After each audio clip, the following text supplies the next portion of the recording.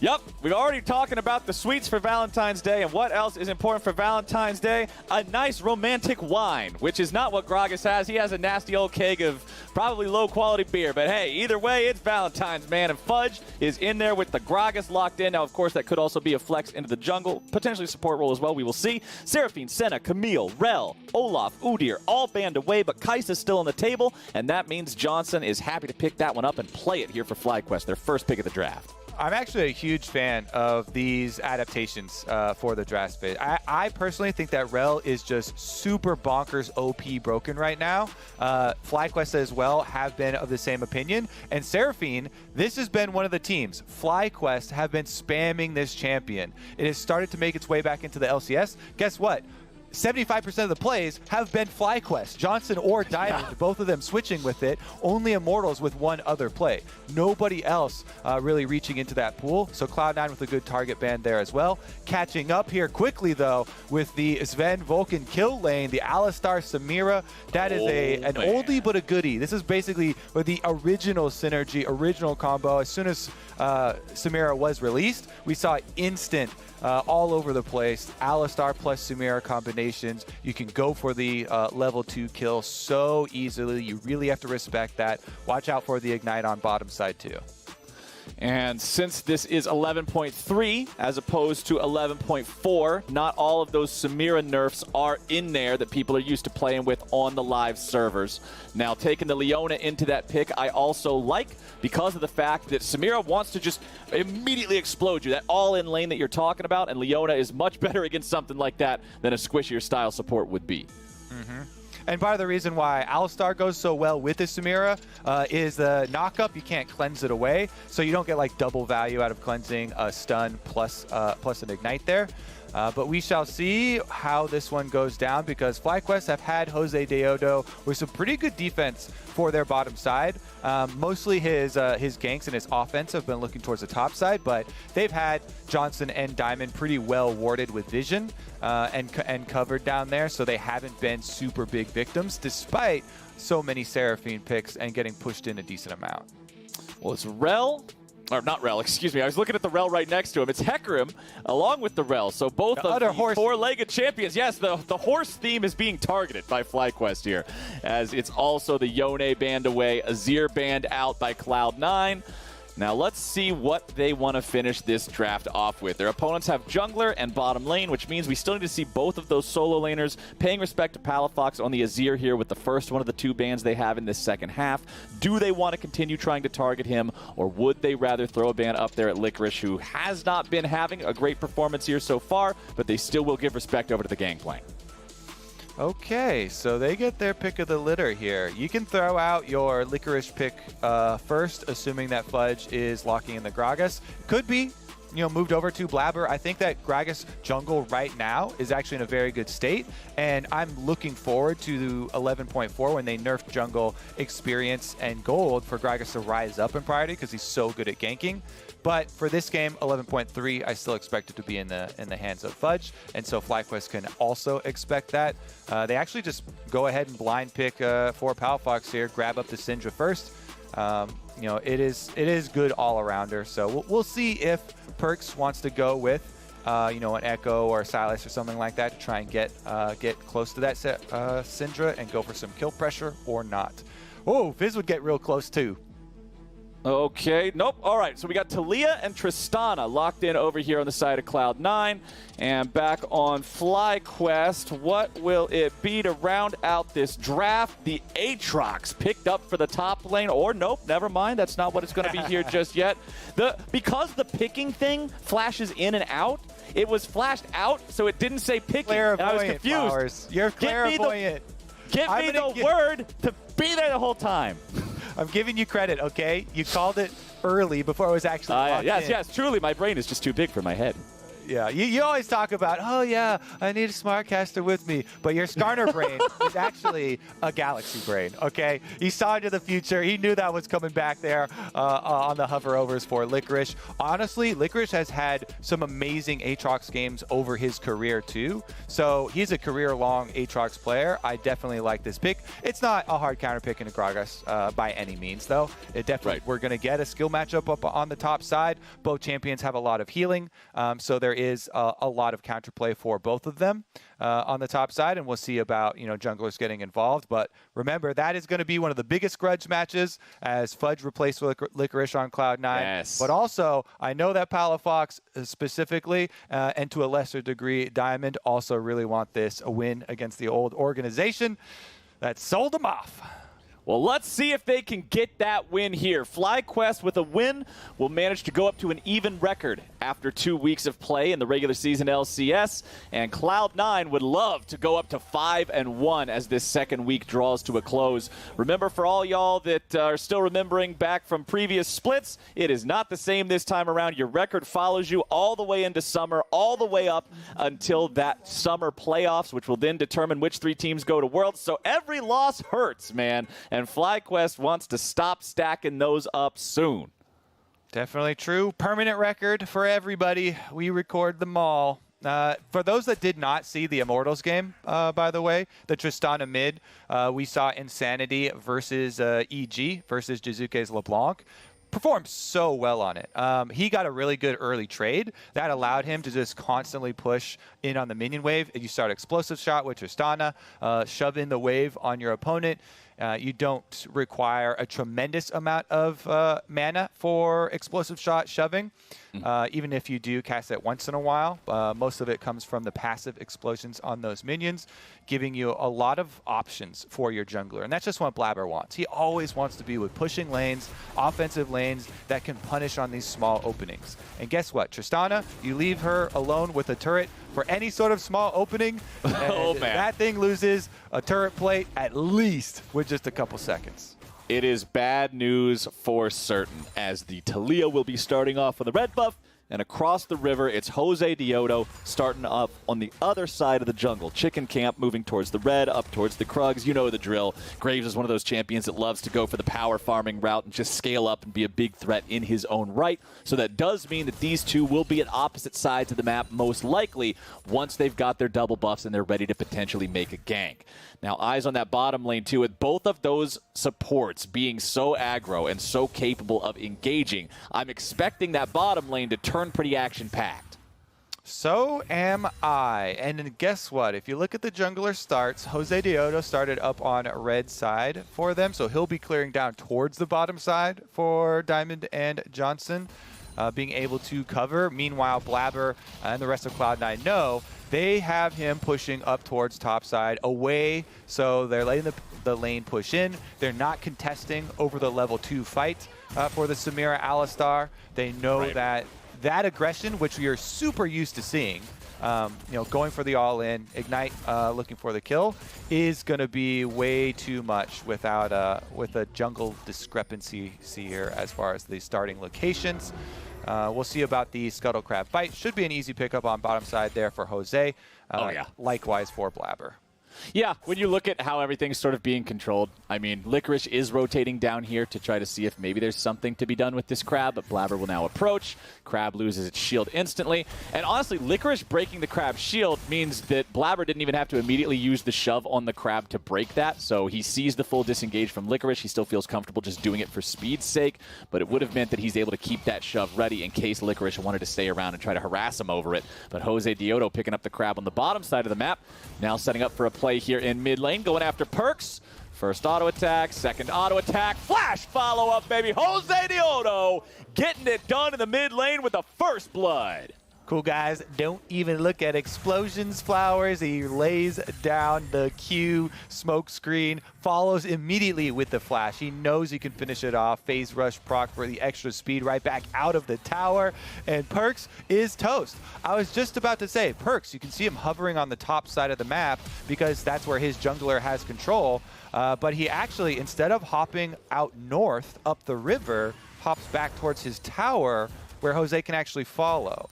If you see the Graves coming from the bottom river, I think you kind of have to hightail it out of there towards the northern part of the river instead. Despite the wave state not being the best for Palafox in his hands, you can live another day, get your reset off, and teleport back anyways. But man, big props to Jose there. No hesitation. Count one for LATAM.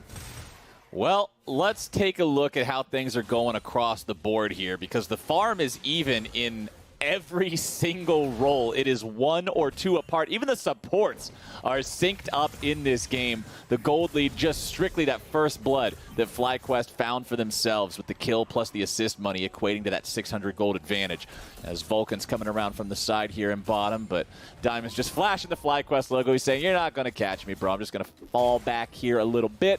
Blaber's hanging around in the brush, but Diamond and Johnsun do not want to give him a chance to go. Blaber goes in. Seismic shove comes out. Johnsun gets away with the flash and the heal, staying alive now as Vulcan nearly dies. The Ignite's still going, and Diamond gets the kill. Woo! He called his shot beforehand. 2 flowers. Flash of the emote. Guess what? Turns around the kill as well. Vulcan under tower, just barely in tower range. And Diamond nails him with the stun. Ignite on. Last tick kills him. What a turnaround. Full combo. It was great too. It's the Alistar full combo knockup, headbutt, pulverize into Taliyah, shove back, seismic shove there, gets the knockback, and they get the summoner spells out of Kaisa, but Diamond gets the last laugh. Here we go though, Blaber back at it. All right, Blaber saying he's not going to be deterred by the bad gank in the bottom lane. Sets up the seismic shove. Licorice wisely waits to see the marker on the ground before flashing and gets himself out of the gank.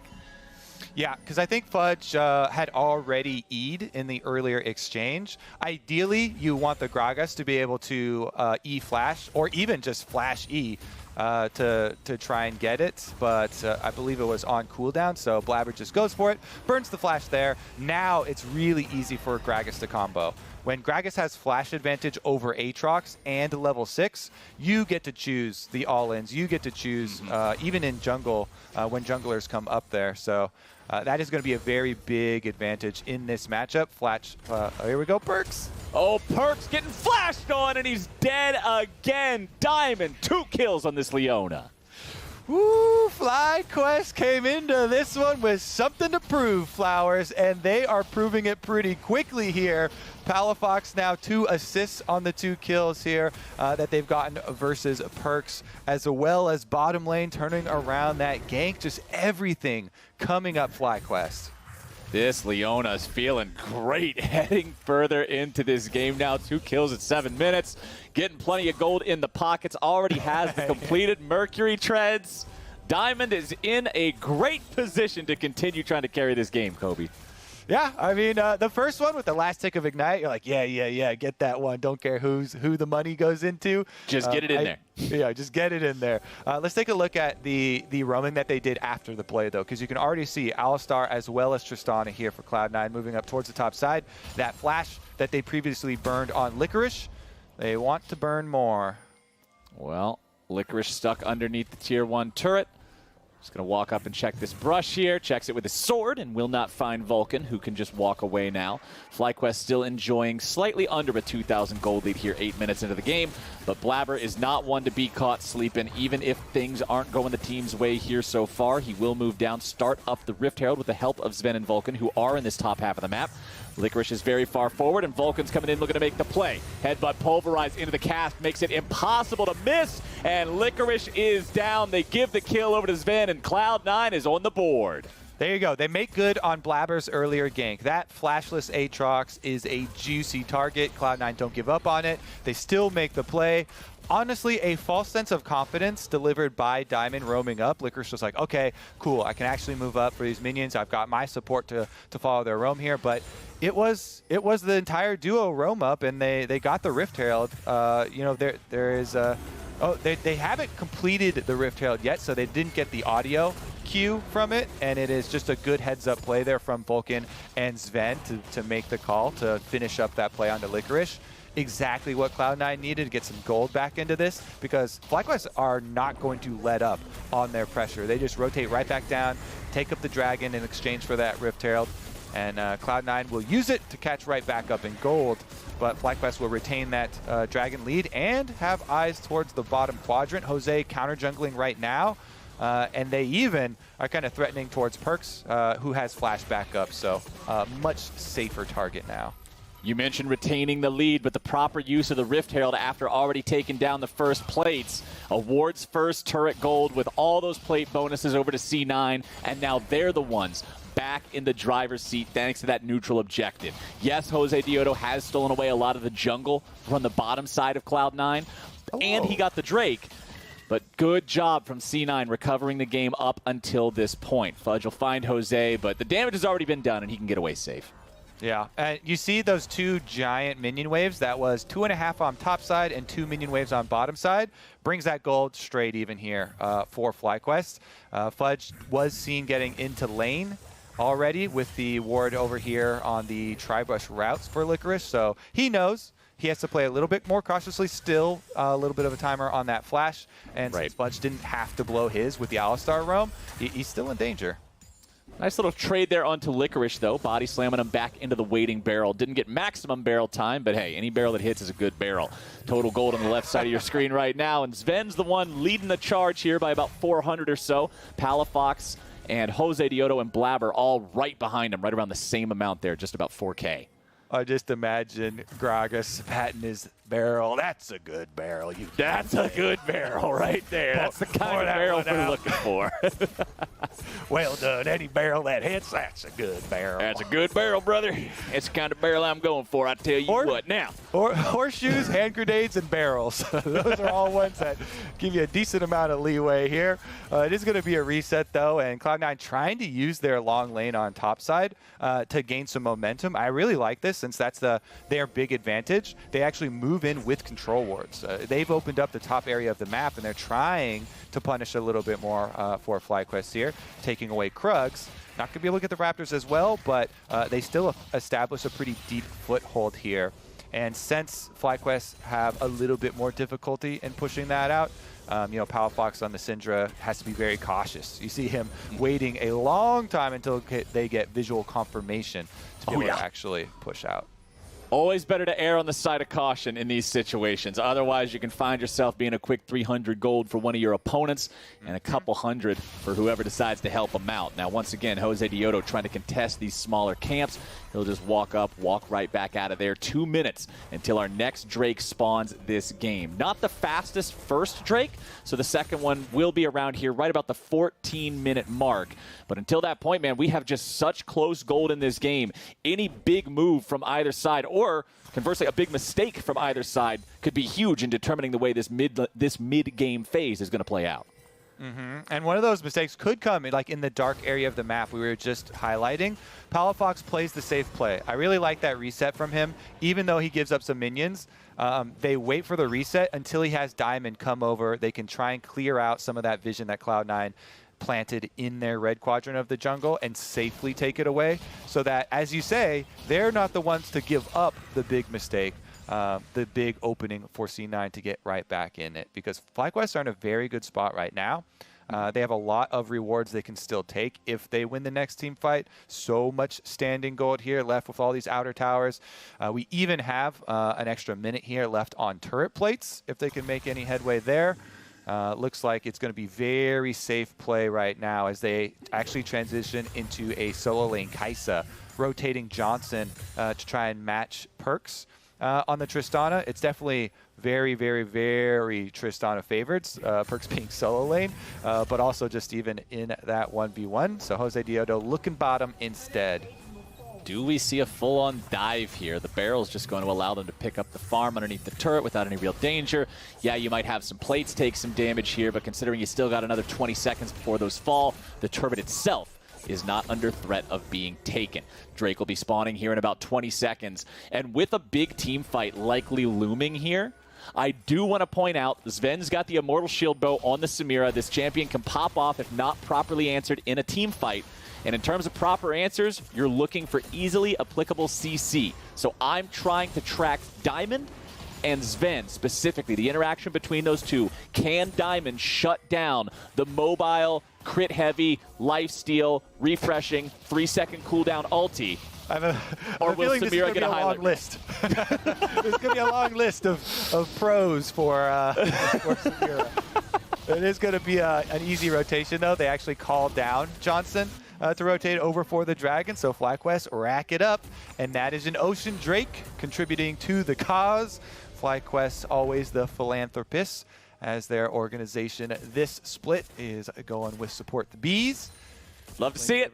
To another good cause. Save the bees. Everybody likes honey and a naturally balanced ecosystem.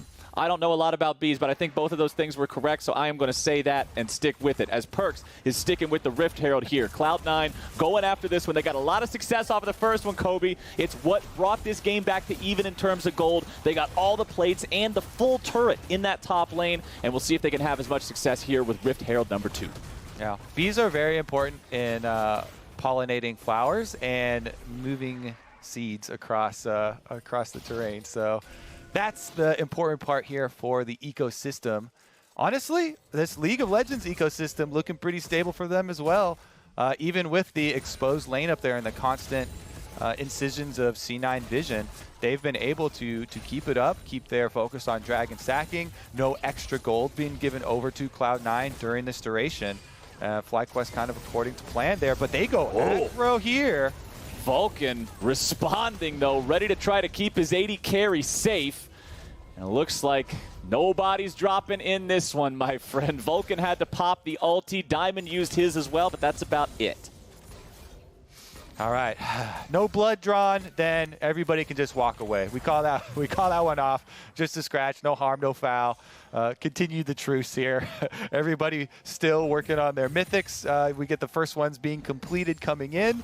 I like the Turbo Chem tank here from Fudge this game because he needs to be a big playmaker for them. Nice flash from Licorice there, getting himself on the other side of that ulti. If he gets knocked back into Fudge and Blaber, he's dead. Definitely true. That's why I like the Turbo Chem tank here for Fudge. He can burn flashes with his lower cooldown ultimate. Then he can force plays. Pop that extra speed for the engage. Your flash is still ready for your body slam as well. And you've got Vulcan on Alistar. Probably the most hyped up Alistar that we have had in the LCS. Has done so much work in the past for Cloud9 with this champion. So C9 feeling pretty good about their playmakers, I have to feel, at this moment in the game. You know, mobility boots on Vulcan, cruising right across the map, keeping up some extra vision on top side to make sure they can push that one out again. But I'm just waiting for that pincer move, because if you get a flank from either him or Fudge, or even just a deep ward behind these control wards, they can pull it off. Or, hey, Blaber. Whoa, Blaber going in, man. Not afraid to ride the wall to stop Licorice's escape. They know that he used the flash to try to get away from the Gragas ulti in the bottom lane. He is vulnerable now, and Fudge goes in with the big belly body slam and takes him down. Yep, that's going to be another punish on Licorice. As you said, Fudge burns the flash by himself this time around, and guess what? Tristana left down bottom side means explosive shot into that tower. That thing goes poof instantly. So Cloud9, huge play there. Blaber sees the angle, cuts him off, and delivers him to Fudge. Perkz is allowing this turret to execute as many minions as possible. Just continues clearing out the next minion wave himself. And now those caster minions are about to die, Perkz can just finish up his farm in there. One lone caster minion left standing. And the gold graph has been very close this entire time, Kobe. A little bit of blue here, a little bit of red there, but now it's starting to favor Cloud9 just ever so slightly. This could be an interesting gold graph if it was zoomed out more, if you just change the y-axis a little, bump those numbers up. But these are pretty make it look like a roller coaster. These are rookie numbers right here. We need to pump those up so before we get some bigger dips, shorter gains as well, some more action around there. Wall Street Kobe. Yeah, this is not the typical Cloud9 pace. I think they've had some learnings here. And honestly, a lot of it is due to the play from FlyQuest too. A lot of pretty safe options from them. Let's see if they can actually force something around this time. Vulcan's going in, but a lot of damage returning now as Diamond is about to die at the onset of the fight, but he lives just long enough. Perkz ends up grabbing the kill on that, but they trade back their own support. Licorice going after Perkz off to the south as the 3v3 keeps on going up there back in the mid lane. Licorice still looking for the damage. Rift Herald summoned up for some reason. We also still got Perkz running away, somehow staying alive. Shelly's marching down mid. Run, Shelly, run! Get in there! Charge! Okay, she didn't kill the turret or anything, but at least she got the headbutt. That's a good Shelly. You know, there's good barrels. There's also good Shelly. She got her damage off. Job done. Double teleport out here for Cloud9, though, still going. Then we got a TP coming in from FlyQuest here. They know that this Infernal Drake is up. They want to be able to fight for this. They have the first two stacked up already. They need to keep that stack going. Good job there utilizing the Syndra to steal away the Scuttle Crab. Make sure that one is a free take for FlyQuest. Get extra control over this bottom side river. Diamond still with no ulti recharge just yet. Might have ourselves a smite fight. Diamond flashing away, staying alive. JoseDeodo grabbing the dragon here for his team. Now 20 minutes on the clock as Diamond tries to walk away. FlyQuest wants to disengage. Diamond likely to die here at the very start. There you go. Fudge picking that one up. Vulcan goes in looking to tank everybody here, throwing Palafox into a bad spot, and Blaber grabs a kill on him. Johnsun tries to jump in, picks up one on Vulcan, but the trade back is way too powerful. Cloud9 disintegrates FlyQuest in their entirety. That'll be a Baron, my friend. Clean here from Cloud9. They just chase them all down. It's a little bit dangerous because the Dragon Smite fight was won by JoseDeodo. So 3 dragons now for FlyQuest. But with this gold lead and the gold they can get from pushing with Baron and mid tower going down shortly, this is going to be a huge item advantage for C9. It's going to be very hard for FlyQuest to even look at getting that last dragon. Diamond was so far behind enemy lines there, behind Cloud9, that they just turn on him. I really like this play. All the members saying, hey, you are not on C9 anymore. And they turn around Nobody. Instantly take him out. The rest of the team also had the same escape path. So with him running up that way, there's no way for the rest of FlyQuest to kite and get out of there. Cloud9 just collect everybody's head on that one. All 5 picked up, Baron buff in tow, plenty of towers to destroy as well. This is going to be that big spike we were looking for on the gold graph. It's finally going to get above 800. And it is well above 800, my friend. 5,000.